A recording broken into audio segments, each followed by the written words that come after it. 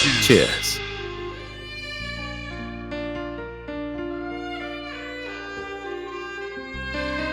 आज मैं तुमसे कुछ मांगना चाहती हूँ। क्या चाहिए, बोलो ना।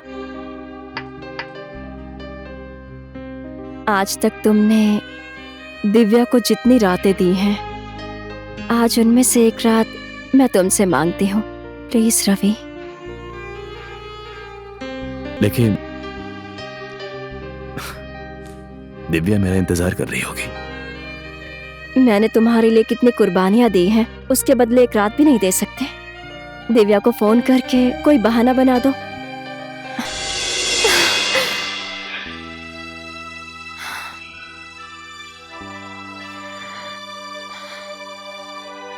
रवि, मैं कल हांगकांग वापस जा रही हूँ। फिर वापस लौट कर आऊंगी या नहीं कुछ नहीं पता। इसीलिए दिव्या को फोन करके आज नहीं आओगे बोल दो। श्रेया, शादी करने के बाद से मैं कभी बाहर नहीं रुका हूं। लेट होगा फिर भी मैं जाऊंगा। मैंने तुम्हें अपनी पूरी जिंदगी दे दी, लेकिन तुम मुझे आज एक रात भी नहीं दे सकते। दिव्या को फोन करो, मैं आज रात नहीं आऊंगा बोल दो।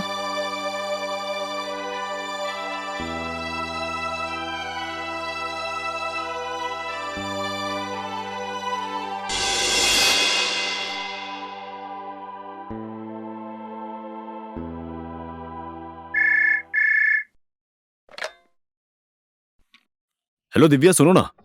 हेलो। मैं अभी नगरकोट में हूँ, बारिश हो रही है। मैं आज नहीं आ पाऊंगा, ठीक है? मैं यहीं होटल में रुक जाऊंगा। रवि, तुम डिनर में क्या लोगे? सुनो ना,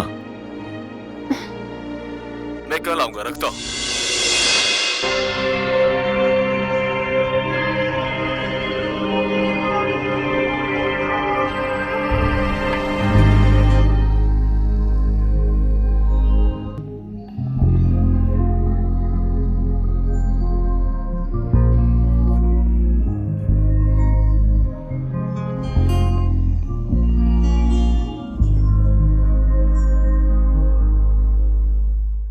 ओ रवि। कौन है? भाभी जी। कौन नमस्ते है? भाभी जी। नमस्ते। मैंने आपको पहचाना नहीं। मैं रवि का दोस्त बलराम। अच्छा, वो तो आज घर पर है नहीं। आप अंदर आइए ना, बैठिए। बारिश भी बहुत हो रही है। नहीं ठीक है, मैं चलता हूँ। आइए बैठिए ना, चाय पीकर जाइएगा। आइए, मैं चाय बनाकर लाती हूँ, आप बैठ जाइए।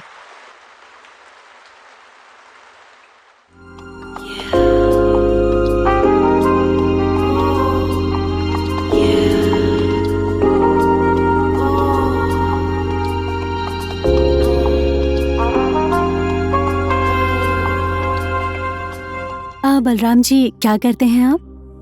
मैं कहानियां लिखता हूँ, अखबार में, किताब में। मेरा दूसरा नाम आकाश है। माँ बाप ने दो नाम रख दिए थे। वैसे आप किस टाइप की कहानी लिखते हैं? मेरी कहानी लोगों से जुड़ी हुई होती है। उसे जो भी पढ़ता है उसे अपनी कहानी लगती है। मेरे पास भी अपनी एक खुद की कहानी है, लेकिन मेरा कलम नहीं चलता है। क्या करूं? बोलिए ना भाभी जी, आपकी क्या कहानी है, मैं उसे लिखूंगा। एक छोटा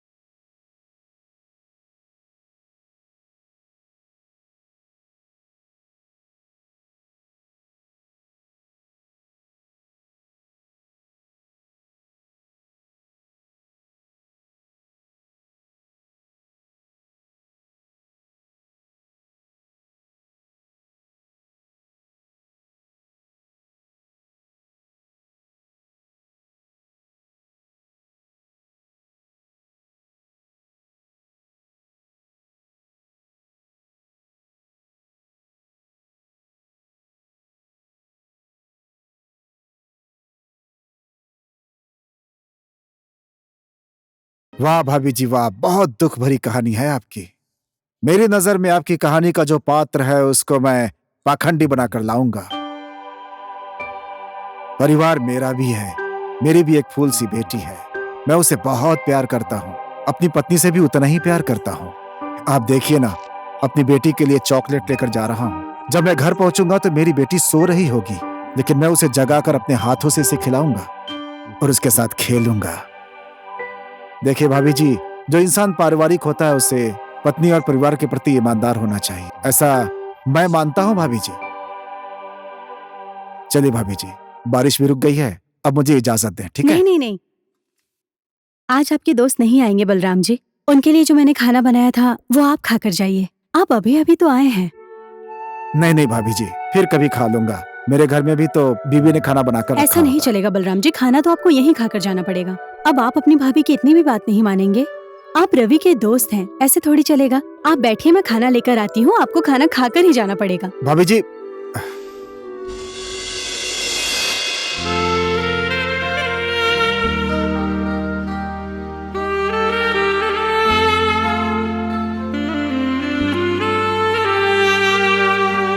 वाह भाभी जी वाह, बहुत टेस्टी खाना खिलाया आपने।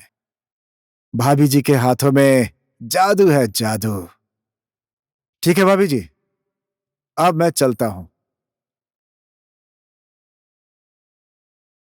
आज आपके दोस्त घर नहीं आएंगे, आप यहीं रुक जाइए ना। क्या? लीजिए, जाइए, कपड़े चेंज कर आइए।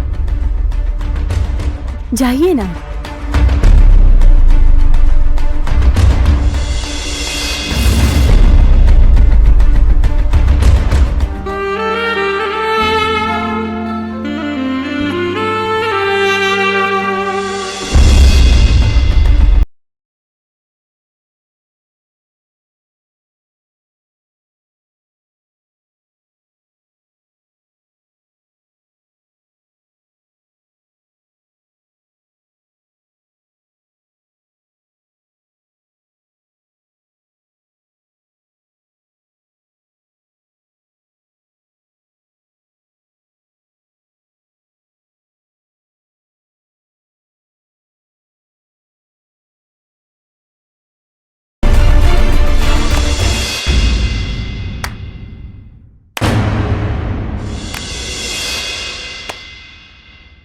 वाह बलराम जी, वाह, मान गई मैं आपको। आखिर आप भी तो एक शादीशुदा आदमी है ना। अभी कुछ देर पहले, अभी 1 मिनट पहले ही एक ईमानदार पति और एक आदर्श बाप हूँ मैं, और मेरे कहानी के पात्र को पाखंडी बोलने वाले लेखक बलराम जी। सोई हुई बेटी को ये चॉकलेट उसे उठाकर खिलाऊंगा, उसके साथ खेलूंगा, ऐसा बोलने वाले आप ही है ना, आप ही है ना। कहाँ गया?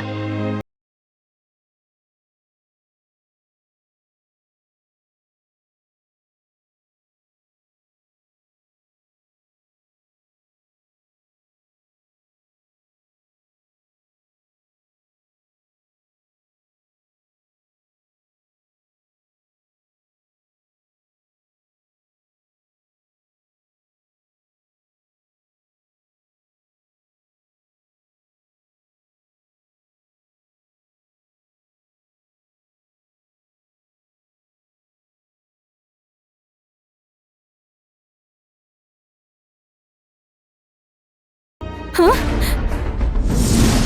तू है शादीशुदा आदमी पर। कब तक? हाँ, कब तक एक नारी के ऊपर का विश्वास और प्यार को एक दिखावा करके तुम लोग बदनाम करते रहोगे? ये बेशरम वाला चेहरा लेकर मेरे सामने खड़े हो, शर्म नहीं आती तुम्हें? निकल जाओ यहाँ से, वरना जान से मार डालूंगी मैं तुम्हें। Get out.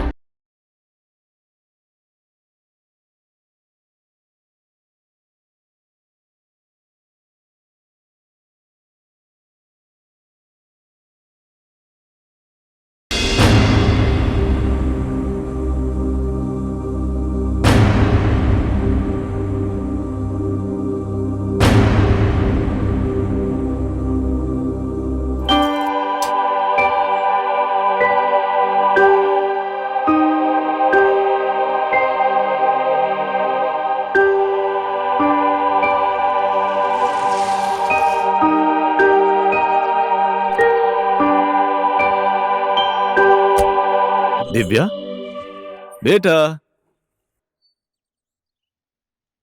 ये सब क्या है?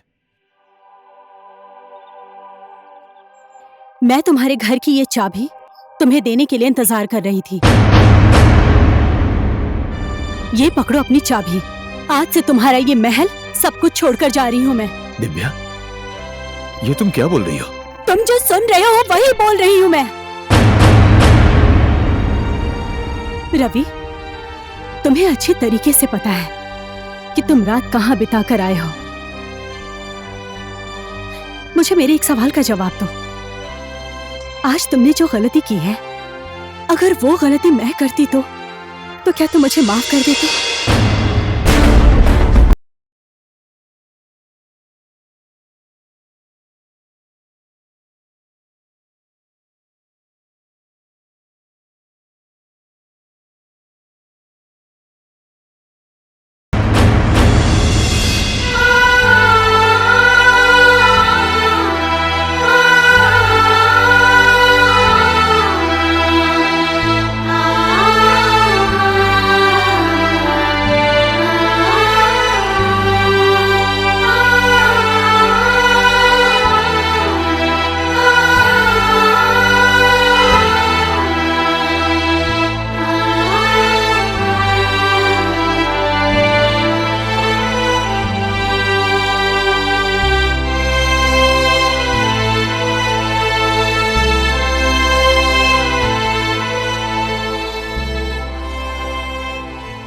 मैं इस किताब के जरिए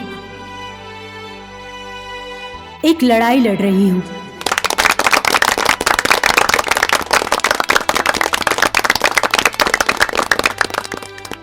इस कार्यक्रम में आने वाले, मेरे किताब के कार्यक्रम में आकर और इस कार्यक्रम की शोभा बढ़ाने के लिए आप सब लोगों का मैं बहुत धन्यवाद करती हूं।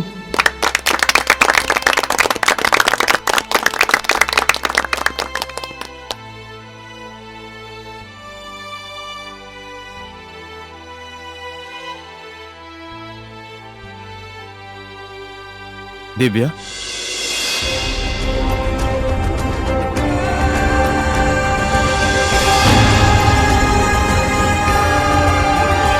पापा, बाहर जाओ तुम। मैं बात करती हूँ तुम्हारे पापा से।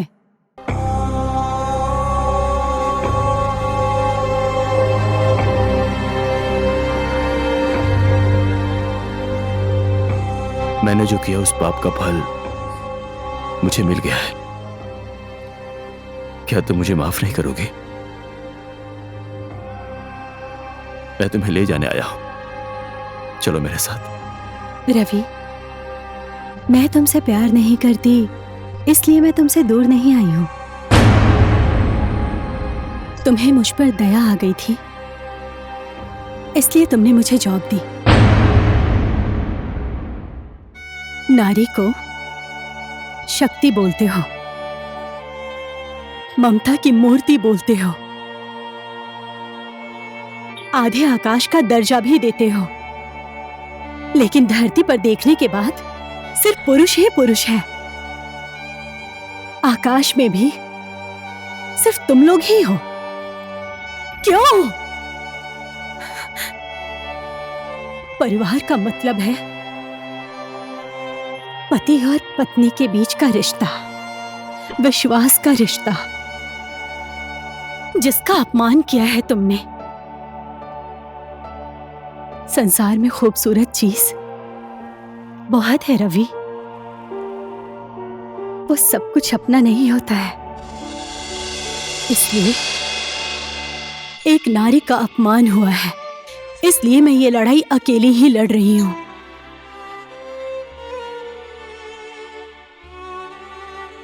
मैं तुम्हारे भरोसे तुम्हारे साथ चली गई तो मेरी ये लड़ाई अधूरी रह जाएगी।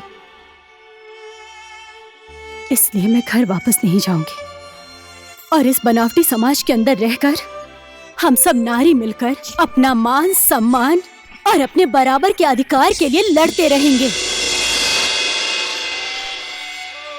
रवि, तुम विशाल आकाश की तरह बढ़ते रहो, मैं मैं उस आकाश को नीचे लाकर धरती का महत्व बताने एक छोटी सी चिड़िया बनकर पूरी जिंदगी उस आकाश को देखती रहूंगी। और यही करते करते हमारी जिंदगी बीत जाएगी। पुरुष के ऊपर घमंड करने वाले समाज को जब तक संपूर्ण नारी जाति को उसका सम्मान नहीं मिल जाता, तब तक ये लड़ाई मैं लड़ती रहूंगी। समझ गया शादीशुदा आदमी? ये किताब तुम्हारे दिए हुए दुख तकलीफ की गवाही है।